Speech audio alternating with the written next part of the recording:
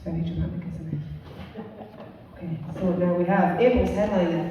A.J. McKenna has performed poems, brace yourselves, while stripping, handcuffing herself to a microphone stand and having dry ice thrown at her in an attempt to understand the true meaning of love, though not, as yet, all at the same time. She wrote A Lady of a Certain Age, Names and Songs of Women, Incidents of Trespass, England is the Enemy, and most recently, Secrecy's Jurisdiction, available at the back of £5, that's been said. She blogs fairly regularly at Wrestling Emily Dickinson. Massive king welcome for the wonderful A.J. McKenna.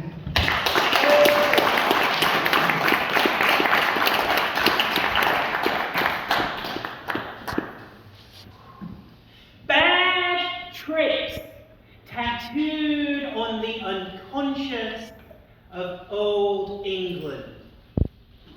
Belfast black magic and the ghosts of Roundhay Park. An Akasic detonation at the home of Hangman Hawley. The ensuing conflagration throwing spectres on the dark. Do you know what you like? Is how he'd gloss the words above the doorway for the bits of rough from boys' homes he'd have piped up to his door. In a country with amnesia, we do duty as remembrances. The things that we remember teach us why we fight the war.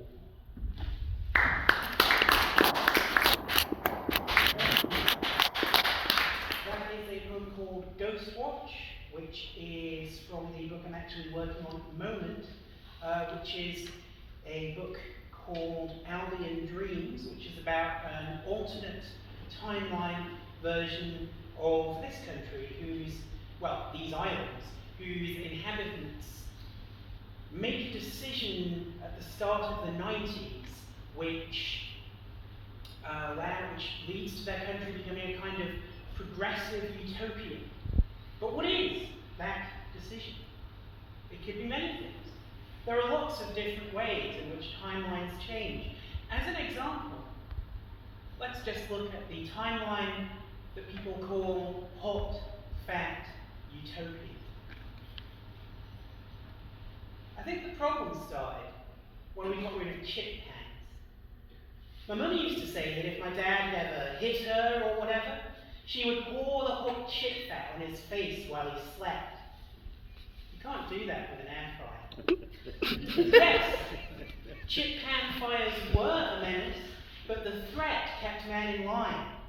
At the first sign of incel leanings or violence, they could swiftly be disposed of, their fate a warning to other dudes not to try any funny business. In another universe, the campaign to demonize the chip pan never happened. The population were too smart and too faithful to the well-cooked spud to fall for it when expat German scientists working for McCain invented and pushed oven chips. The convenience of the bulky, static, deep-fat fryer was likewise rejected, and its air-based variant, in reality, rather like the vapes whose rise had coincided with a clever form of oven, never even got off the ground. In that timeline, Brett Kavanaugh died of third-degree burns at law school. Johnny Depp breathed his last fatty mouthful in a flat in Camden in 1994. Boris Johnson narrowly survived his own encounter with the Liberty Lord early in his career at the Times, but it rendered him too untelegenic for producers at the BBC, who turned instead to the likeable Lib Dem politician Charles Kennedy to fill a guest slot on their flagship panel quiz. Donald Trump offed himself in terror at the thought he caught AIDS from sleeping with Roy Cohn to advance his career, which has nothing to do with the hot stuff itself, but I thought you'd want to know. The point is that somewhere out there in the multiverse, there's a paradise timeline, and it smells of chip fat.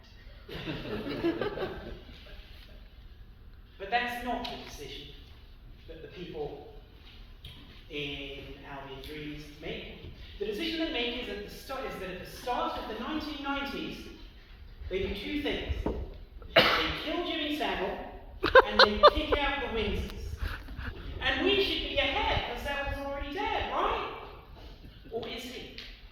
Is his spirit, in fact, kept unnaturally alive by Tory necromancers for an occult electoral advantage? That is the thesis of the tracksuit. They keep it in a victory in a hidden room on Matthew Parker Street. They burn cigars before it daily, read his wishes in the shuffle of recordings, TV, radio, his DJ sets and interviews, his patter randomized, things set out in his second secret will, his wish to fuck the Baroness post-mortem, for example. Take instruction from a ghost, Burke's partner literalized in Hinton's never-ending now. The Ace of Shades who fixed it for them after 2010's dumb luck, who modelled how to play at sainthood while alluding to desires left unspoken. The man who knew what gets the British going is bacon rolls and double talk and stunts and plastic flags and creeping worship of Britannia's corpses cunt.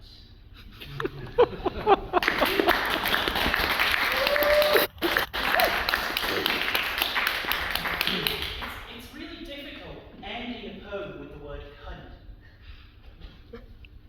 Because you don't want to kind of oversell it. You know, you don't want to make it seem too much like you're just trying to shock people. But the thing with secrecy jurisdiction, I should say, is I'm not literally accusing the Tories of having one of Jimmy Savile's old jackets in a vitrine which they conduct voodoo rituals in front of. Even though they obviously do that, I am only saying in this book that that is spiritually true. Just as it is only spiritually true that Sir Keir Starmer QC allowed his body to be used as a flesh vessel 10 years ago so that the spirit of Savile could have sex with the corpse of Margaret Thatcher. This is a poem about that historic encounter. The old man's back again, back in the barrister's body, called down from the astral for a final coffin fuck with the Iron Lady, a consummation deviantly fixed like a green room buggered Boy Scout and his jawless mother. Back to celebrate the pig fucker's election win, the stitching up of Scottish independence, the bigots given wing, the increasing use of English as identifier on official forms, the begging of the West Lothian question, the express checkout riot courts, go directly to Pentonville for looting 10 items or less, the coppers let off for killing the newspaper man, the Brazilian for shagging their way through the runway delayers, the continuum, the irony of his flesh vessel's name, shoving Keir's Hardy into the barbed wire forest between the Baroness's legs, the box office baby baron of BBC Light Entertainment, Big Daddy's buddy, leaping barefoot from the ring to the Vatican to Broadmoor and jinx with his pal Peter, to the memory of Christmases passed out together in checkers, while Dennis pissed himself mute in the corner, parentheses round the word accomplished in Gladio memos, glasses chinked to celebrate the death of Pasolini, to a future of faith-based depravity, photo ops at Jesus' house, super injunctions preventing the naming of Russian violinists, MI5 ramblers, to the Liverpool coup carried out with Nadine's oracular blessing, to Victorian values and see how it Hinton's idea of time, to the slow cancellation, to his haunting of all of our memories, to the abolition of any alternative, the dissolution of time, the breakdown of a real present into a fictional history whose statutes, laws are written to defend, while women are beaten by policemen again and again, to Rees-Mogg's hypocritical Easter Amen, to a one-party state ruled by a blonde spaffer shacked up in number 10. Now, then, now, then. Now, then.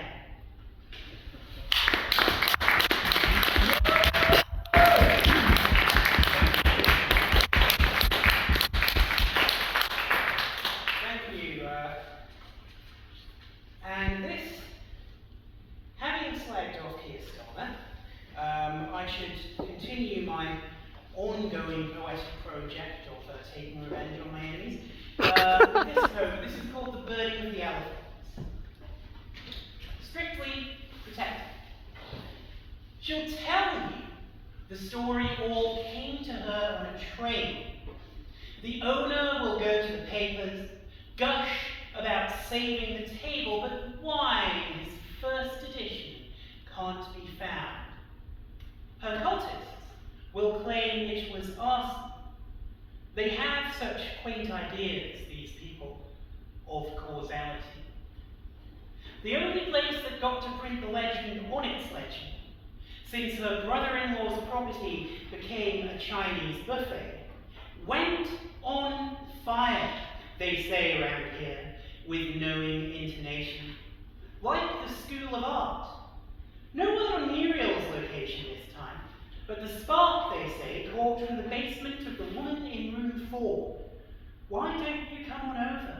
Said the paintings and statues of Indian animals, fetishized like Joanne's Mensa, shown off like Maratha treasures, plundered by the Royal Scots, sick of being implicated in her veneration, sick of queues of tourists, sick of chintzy white folk saying how exotic it all looked, oh how bohemian, quirky, longing for some peace and quiet, they rejoiced to burn. And if you're picking through the ashes and the rubble, in the hope of finding footsteps or forensic spur, a connection to the photographs retweeted from her door, you will not find them where your eyes and fingers scrabble. But there is a footprint here, which you cannot see the way fish don't see water. There are things that move in ways we see by implication only, that use people as their moving parts and happen in a dozen or 100 spots at once. Take a ruler, draw a line from here to her barn house to kill a chest. Plot the times. Of course you can't. Some days you can't see it, since to you they haven't happened.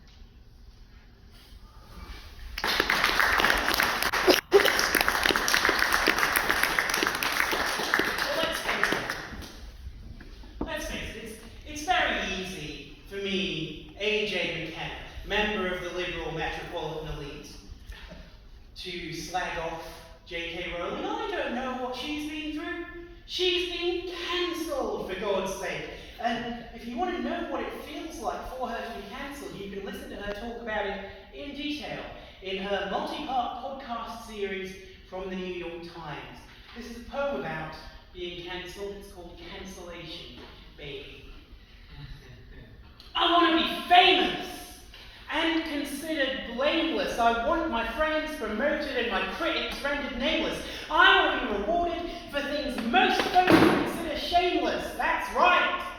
I want to be cancelled. Cancellation's where it's at, folks. Cancellation's king. If you claim you're being cancelled, you can say most anything. You can claim to be a pugilist while retreating through the ring. All you have to say is, you've been cancelled. Cancellation's what you need, not dedication, Roy. Cancellation will take you from strength to strength through joy. Or you can even write a book about how you love perving on underage boys and never have to fear, Ms. Greer. Just be clear that you've been cancelled. Cancellation is the royal road to superpower. You can quit your job and get a softball spot on Woman's Hour. You can claim to love free speech and threaten critics with your lawyer. Your stock can never drop when you've been cancelled. Is your sense of comic timing dead parrot? Are the people who once laughed at you just looking on, embarrassed? Do people speak more often of the women that you harassed than your one-note comedies? John, please, at ease. Claim you've been cancelled. Cancellations barely come in even single spies, but you have big battalions to amplify your lies. And so what? Claim you're being targeted by Shinigami eyes. You can babyface yourself by wailing, cancel. Just remember, cancellation's not for everyone. You're only cancelled if you say things they agree with in the Sun, not stuff like the BBC platform to turf whose rapist scum, and they will warn she was a rapist, but they let the story run. Do you think we care about the truth? We're journalists, son. And if you point out otherwise, at best you'll be ignored. At most we'll slag you, at worst we'll slag you off in print and drag you through the courts. We'll steal your secret photos and we'll twist your social words. We'll convince the general public that you're all a bunch of pervs when all you want to do is live your life and not be hassled. We'll make that life a living hell, but we won't call you cancelled.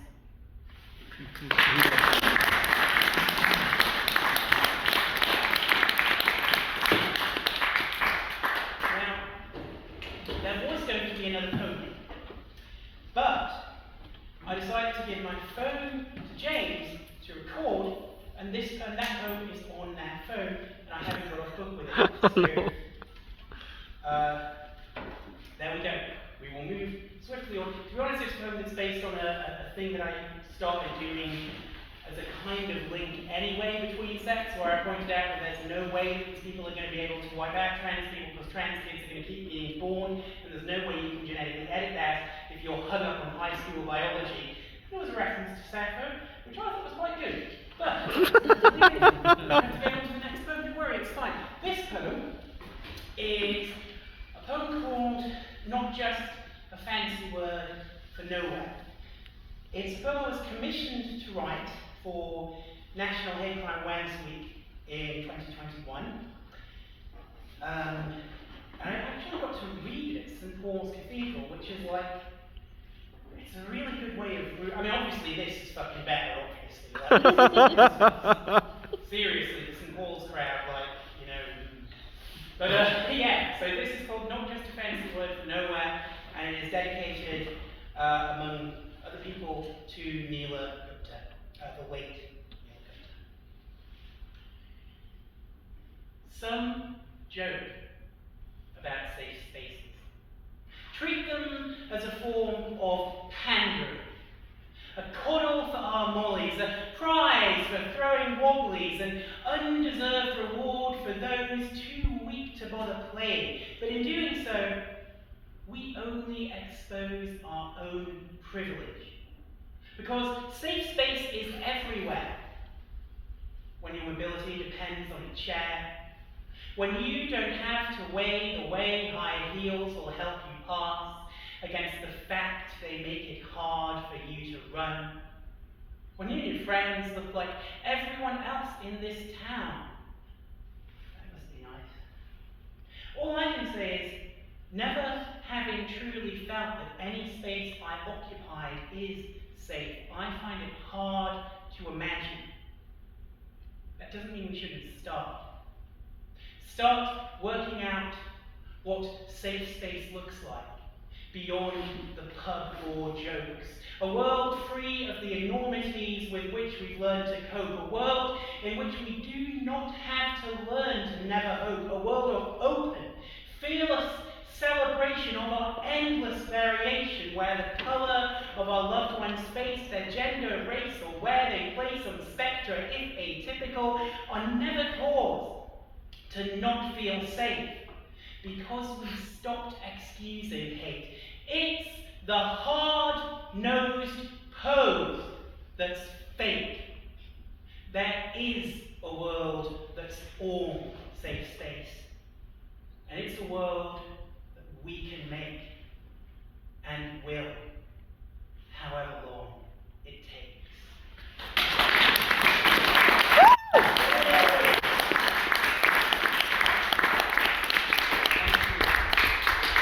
I'm going to leave you tonight with this poem. This is another poem from the project I'm working on.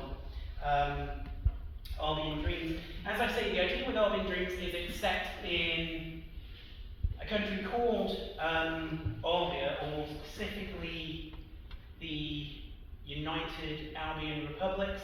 Basically, the history stuff is long and complicated, but a lot of the poems in the book are written by an alternate version of myself from that universe, and this is one of her poems. This is kind of more a song than a poem, really. In fact, it's really kind of borrowing the structure of a certain Grace Peabody song. This is called In Albia. On New Year's Day, I gave my heart to a land where no more lives are ruined by royal command, where the beast who squats on Jersey, twiddling his sausage-fingered hands, is riven with frustration at a world he cannot understand, and sharing just the one house with a family he can't stand. I dug a hole on New Year's Day, and in that hole I gave away my whole heart, my one heart and soul, for Albion. On New Year's Day, I dug a hole in a piece of blasted ground and eagerly embraced the most amazing grace that I have found, a body and a country, both of which I'm proud to have around, a nation-state of lovers, to each other each is bound in so much more than servitude, a service most profound. I took a vow on New Year's Day and pledged that all my life I'll strain my might, my very might and main for Albion.